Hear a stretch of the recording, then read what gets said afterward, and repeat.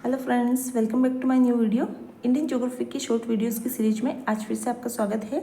भारत की अफवाह प्रणाली टॉपिक के अंतर्गत हमने हिमालय नदी तंत्र कंप्लीट कर लिया था, जिसके अंदर हमने हिमालय नदी तंत्र के अंतर्गत सबसे पहले सिंधु नदी तंत्र पढ़ा था, उसके बाद में गंगा नदी तंत्र और उसके बाद में ब्रह्मपुत्र नदी तंत्र। ठीक है, इस जितने भी टॉपिक थे इन सबको मैंने map plus tricks plus current affair से लिंक करते हुए आपको कंप्लीट टॉपिक करवा दिया। ठीक है, इसके बाद में आज हम देखने वाले हैं प्रायद्वीपीय नदी तंत्र, यानी कि प्रायद्वीपीय भारत का जो नदी तंत्र है वो हम पढ़ने वाले हैं। कोशिश करूंगी कि कल एक लास्ट वीडियो बनाकर ये सारा जो नदियों का टॉपिक है कंप्लीट हो जाए। ठीक है, आज हम देखने वाले हैं सबसे पहले नर्मदा ताप्ती नदी तंत्र। नर्मदा ताप्ती नदी तंत्र के अंदर देखेंगे कि नर्मदा नदी जो है इसका उद्गम जो है अमरकंटक की चोटी से होता है। इसी अमरकंटक चोटी से दो नदियों का उद्गम होता है, दोनों ही विपरीत दिशा में बहती है। ये इसकी विशेषता भी बताई थी। एक यहाँ से सोन नदी आपको पता है यहाँ से बहती हुई कहाँ चली जाती है, गंगा नदी तंत्र के अंदर चली जाती है, और किसका हिस्सा है, बंगाल की खाड़ी का हिस्सा है। जबकि दूसरी जो नदी है इसके जस्ट अपोजिट बहती हुई यहाँ से बहती हुई नर्मदा नदी जो है ये अरब सागर की जो खाड़ी है उसमें जाकर विलीन हो जाती है, और ये क्या बनाती है, एस्चुरी बनाती है। जबकि इधर की नदी क्या बनाती है, डेल्टा बनाती है। ठीक है, ये प्रमुख विशेषता आपको याद रखनी है। नेक्स्ट हम देखते हैं अमरकंटक की चोटी से निकलने के बाद में ये जबलपुर, ओंकारेश्वर और इसके बाद में जो महाराष्ट्र की है उसकी सीमा से बिल्कुल लगते हुए गुजरात में बहती हुई कहाँ चली जाती है, अरब सागर के अंदर चली जाती है। यहीं पर जबलपुर के अंदर इसके ऊपर एक धुआंधार जलप्रपात स्थित है। जो प्रसिद्ध जलप्रपात है, पूछा जाता है कि धुआंधार जलप्रपात किस डिस्ट्रिक्ट में है, तो जबलपुर के अंदर। किस स्टेट में है, तो एमपी के अंदर है। ठीक है, और किस नदी पर स्थित है, नर्मदा नदी पर। इसी पर एक धार्मिक स्थल भी है, ज्योतिर्लिंगों में से एक है ओंकारेश्वर जो धार्मिक स्थल है। ठीक है, इसके अलावा महाराष्ट्र की सीमा से बहती है, इसलिए महाराष्ट्र का भी हिस्सा है। यहाँ पर गुजरात के अंदर इसके ऊपर एक प्रसिद्ध परियोजना है, बहुउद्देशीय नदी घाटी परियोजनाओं के अंतर्गत भी आती है सरदार सरोवर परियोजना। बहुत प्रसिद्ध परियोजना है क्योंकि भारत की एकमात्र परियोजना है जिससे बूंद बूंद सिंचाई फव्वारा पद्धति की जाती है। ठीक है, इसके लिए प्रसिद्ध परियोजना है, कहाँ पर है, गुजरात के अंदर स्थित है। ठीक है, इसके बाद में ये एस्चुरी बनाती हुई कहाँ चली जाती है, अरब सागर के अंदर। ठीक है, इसके बाद में जस्ट इसके नीचे सबसे पहले तो नर्मदा नदी किन दो पर्वत श्रृंखलाओं के मध्य स्थित है, तो ऊपर की ओर तो क्या पढ़ा था हमने, विंध्य श्रेणी, और नीचे की ओर कौन सी पड़ी थी, सतपुड़ा श्रेणी। ठीक है, तो सतपुड़ा और विंध्य के बीच में कौन सी नदी बहती है, नर्मदा नदी। जबकि सतपुड़ा, यहाँ पर सतपुड़ा आ जाएगा। ठीक है, सतपुड़ा और यहाँ पर दक्कन का पठार, उसके बीच में कौन सी नदी बहती है, तो वो आ जाएगी ताप्ती नदी। ताप्ती नदी का उद्गम जो है मुल्ताई की पहाड़ियों से होता है। यहीं पर एक पठार है, मान ली कभी आपको पहाड़ी नदी देकर पूछ ले कि किस नदी का उद्गम बैतूल के पठार से होता है, तो कौन सी नदी है, ताप्ती नदी। ठीक है, ताप्ती नदी का उद्गम मुल्ताई पहाड़ी के लीजिए, बैतूल का पठार के लीजिए, बैतूल जिला भी है वहीं पर, वहाँ से इसका उद्गम होता है, और यहाँ से ये एमपी में बहती हुई, महाराष्ट्र में बहती हुई और गुजरात में बहती हुई कहाँ चल जाती है, अरब सागर के अंदर। तो दोनों ही नदियाँ तीन स्टेट के अंदर बहती है, एमपी, महाराष्ट्र और गुजरात। ठीक है, इसके बाद में ये नदी जो है इसके यहाँ पर एमपी के अंदर एक स्थल है जिसका नाम है नेपानगर, जो कागज उद्योग के लिए प्रसिद्ध है। तो ये बहुत प्रसिद्ध स्थल है, इसलिए पूछा जाता है कि नेपानगर किस नदी के तट पर स्थित है, तो कौन सी, ताप्ती नदी के तट पर स्थित है। ठीक है, कहाँ पर है, एमपी के अंदर, और इसके ऊपर ही गुजरात के अंदर दो प्रमुख परियोजनाएं भी संचालित है। दोनों ही परियोजनाएं पूछी जाती है, बहुत इंपॉर्टेंट है, और उनमें से भी सबसे ज्यादा इंपॉर्टेंट है उकाई परियोजना।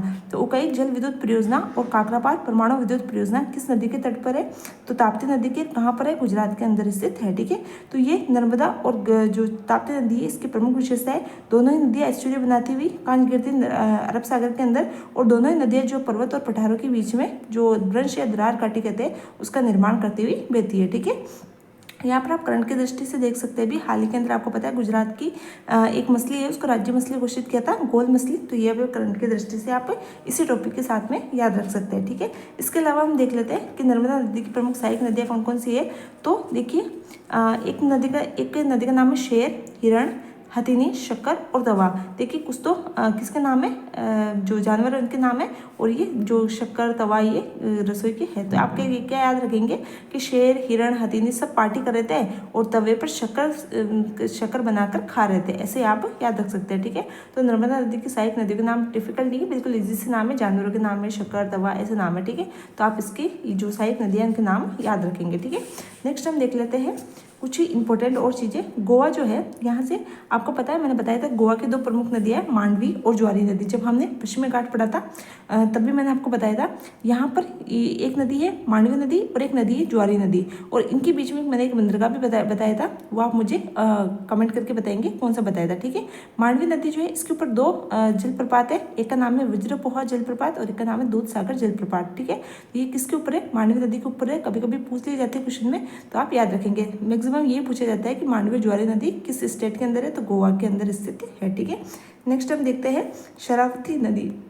शरावती नदी जो है ये कर्नाटका है, ठीक है। कर्नाटका के अंबु तीर्थ की पहाड़ी है, वहाँ से शरावती नदी का उद्गम होता है। इसकी एक ही विशेषता पूछी जाती है, वह है इसका जलप्रपात। इसका एक जलप्रपात है जिसे जोग या गौर सरप्पा या महात्मा गांधी, इसका वर्तमान नाम क्या है, महात्मा गांधी जलप्रपात, ठीक है। तो शरावती नदी पर स्थित है जोग जलप्रपात, ये पूछा जाता है। इंपॉर्टेंट ये है कि इस जलप्रपात का नाम देकर पूछ सकते हैं किस नदी के तट पर स्थित है, कहाँ पर स्थित है, तो कर्नाटका के शिवमोगा जिले के अंदर स्थित है, ठीक है। नेक्स्ट हम देख लेते हैं, यहाँ पर नीचे बिल्कुल दक्षिण के अंदर आपको पहाड़ियाँ पढ़ाई थी मैंने, यहाँ पर नीलगिरी, अन्नामलाई, कार्डमम की पहाड़ियाँ। तो यहाँ पर अन्नामलाई की जो पहाड़ी है, यहाँ से एक नदी का उद्गम होता है, पेरियार नदी।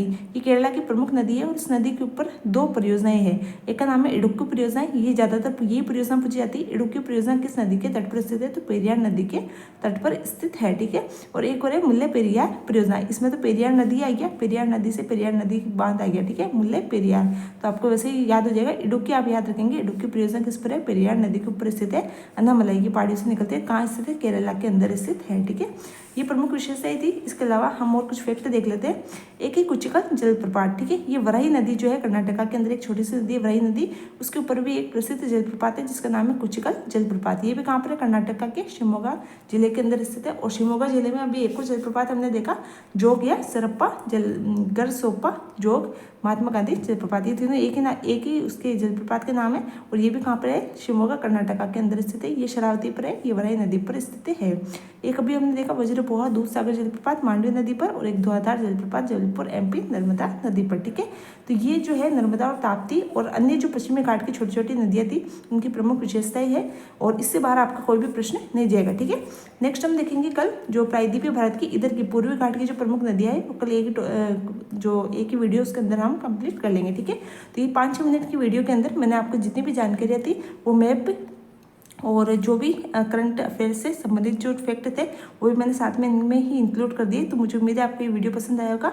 मिलते हैं फिर नेक्स्ट वीडियो में नेक्स्ट टॉपिक के साथ, तब तक के लिए थैंक यू।